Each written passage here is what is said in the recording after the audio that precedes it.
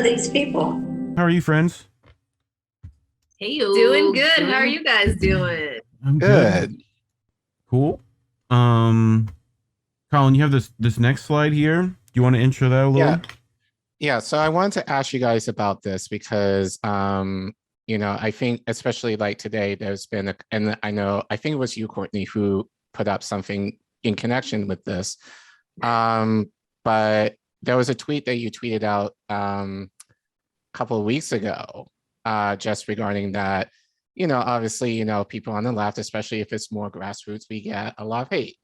And you were being very vulnerable here, just as far as, what you've been called in the name of trying to do something for people.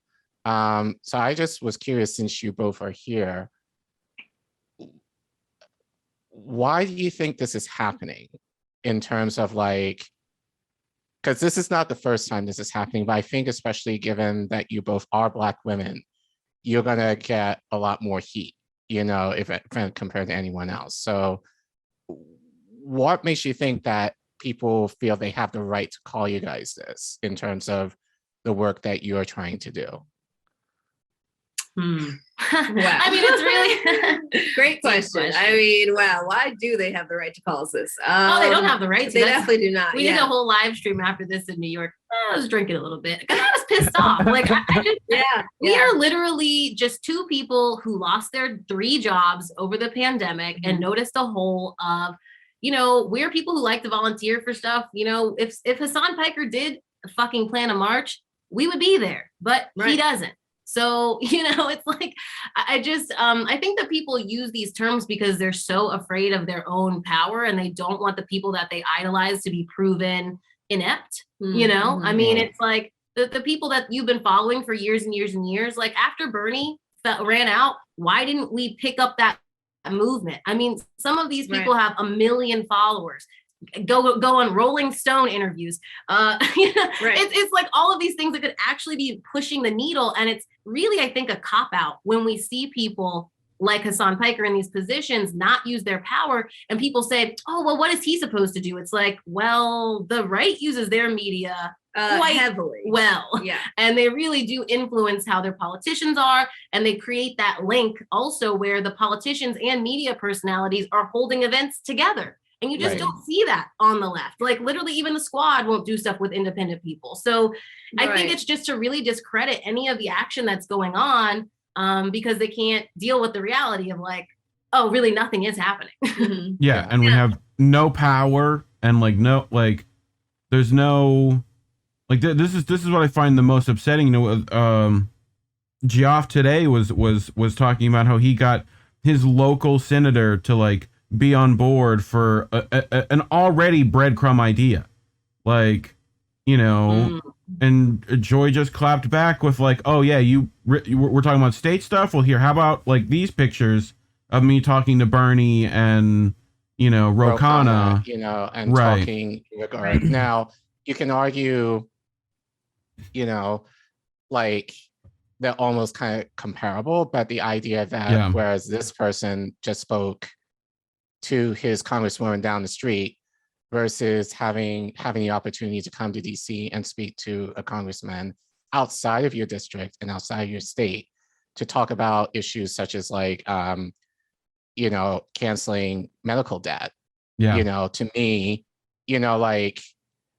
comparable, but not so in a different way, being that, Joy had access to talk with a congressman outside of his constituency to talk about these issues. So, but I just wanted to follow up in terms of your tweet, because doing stuff like this is a thankless job, and more often than not, we get smeared for it. What drives you in order to keep doing it in light of the smears? I think that we'll go ahead. I don't know. I'm going to say we don't have a choice. Just unfortunately, is this the way that we are? I mean, we've always been doing these weird, when we were in LA, we fought against our landlords, for 8 months, 9 months. Yeah. And we won. Yeah. I think that part of it is just, I mean, you were saying as Black women, that's part of it too. I think we're just constantly feeling being in this sense of no one seems to know what to do. So maybe let's just try to do something. And I think, you know, both of us, I don't know if it's the way our parents are or what, but we just kind of feel really like useless to just be sitting here talking about stuff all the time, but never actually going out into the community. Like we volunteered long before we were, you know, doing YouTube or whatever. So I think it's just in our blood. But what do you think? I think that now it's like we cannot fail. Like so many things I think also don't go well, and people use that as an excuse to never try again, which I think is so weird. So I think like that's part of it, but we've got just such a good group. Like the people calling me, you know, Keisha's not on Twitter, so she doesn't see it. But the people calling us grifters, it doesn't really bother me. Like Jeff Miami, fuck him. He's blocked me. HASAN PIKER has blocked me. Have a fucking conversation and let me know why I'm wrong. How about that? Right. I just cannot stand, like these people have nothing to say. And, you know, I think it's just to prove them wrong that I don't even pay attention to them because we've got such a great organizing group. It's Lucy, Josana, Quaker Socialist, Zainab, I mean, Phony, yeah. So many good people. Amazing crew.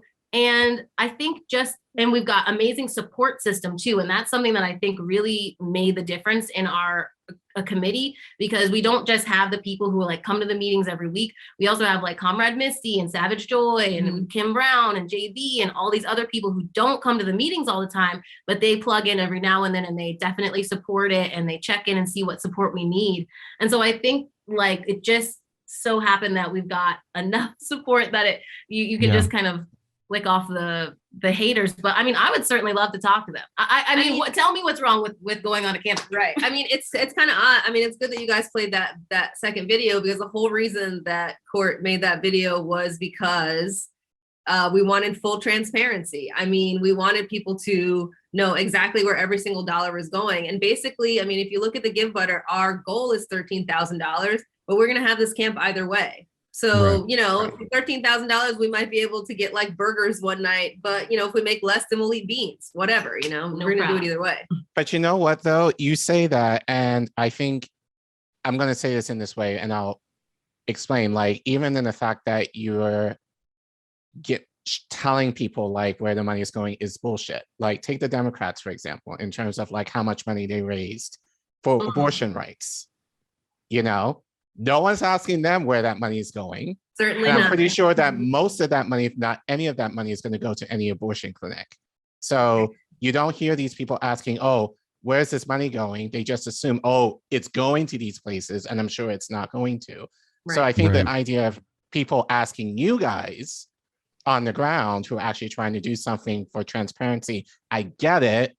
But at the same time, it's like, if you're going to have this kind of heat for guys like you, have that same heat for the people at the top. Well, it's like, you know, Courtney here, like, will never make their, you know, Jeff and Eoin will never make their own marches or have any issue with HASAN taking in $200K per month and never mobilizing those people for shit. And this is why activists fucking quit. I can say firsthand the amount of harassment you get for trying to do something good is insane. Yeah. I mean, this is, I've seen this time and time again with stuff that RBN is doing, with stuff that Joy has done, with stuff we've done. Like, you know, if you're doing any action, it seems like these people always start, you know, grabbing pitchforks against you. And always. Like, and you know what's the thing is, like, here's all it is. If Niall, Niall is so freaking, he is so rude to me, and I just like calmly respond to him, and I'm like, you go always for an attack or a slur or something on me, just say how you feel. Just calm down. I literally did the first podcast I did when I used to do Elizabeth Warren impersonations. Right. And if any of them, Eon, Jeff, if any of them put on their own thing, I would totally go and support. Right. The issue is like, they talk this big game, and then they're constantly taking down and trying to discredit other small actions. And you're like, okay, well, then what's the thing that you want to do? We'll do that thing, but plan it. And they don't. Or we'll help you plan it. Ask us to, whatever, you know? I mean. Right. Like I just find it, when people are going to get mad at Rome, when that guy gives the shoes off his feet, like, how are you talking shit to these people when you're still in your like California penthouse apartment? Like I cannot fathom like the mental gymnastics required to do that. Like, Yeah. And they're just taking away so much. I mean, it's like, what benefit are you giving by just like mobilizing all these people follow you? They'll listen to you. If you said, you know, hey, go do this, you know, they would do it. Like, I mean, it's just so interesting to me to just take that and just waste it on selfishness. I mean, you talk a certain way to get into these spaces and get respect and get people to listen to you, and then you just completely waste it. It's insane. Yeah. Atreus that just popped up, that comment that said my actions only have 4 people. Great, do them, please. Yeah. Because this is on the right, this is never a thing. There will be like 4 people at a VFW having a beer, and that's a thing. And and that's how you get people. You can't put all of this pressure on every single thing. Like, just go talk to people. It's not it's not the same as throwing a party. I mean, sometimes it's almost better to only have 4 people sitting around, because then you can have like a real conversation, you know, think of it that way. I mean, everything is not about, you know, clout and how it's going to look on the internet and all of that. You know, I mean, we have to start just like doing stuff just to do it. And you never know who you're going to meet in that, you know, that could be the one person you've been trying to link up with, or find somebody with this skill. Just do it anyways, because that's one thing that Eon Higgins guy did. I guess his name is it Ian? Owen. It's Owen. Owen? Why does he spell it? Pretend Yes, it is. I refuse to call him Owen. That is Eoin. You are not allowed to not be called Eoin. Like, well, I like Eoin. We're part Irish and we drink like normal people. Okay, get over it. It's too much. Okay. Like I feel like he really goes out of his way to discredit people too, and he's like a writer or something. Yeah, you know. We did a review of one of his podcasts. It was Pod Save the Democrats, right?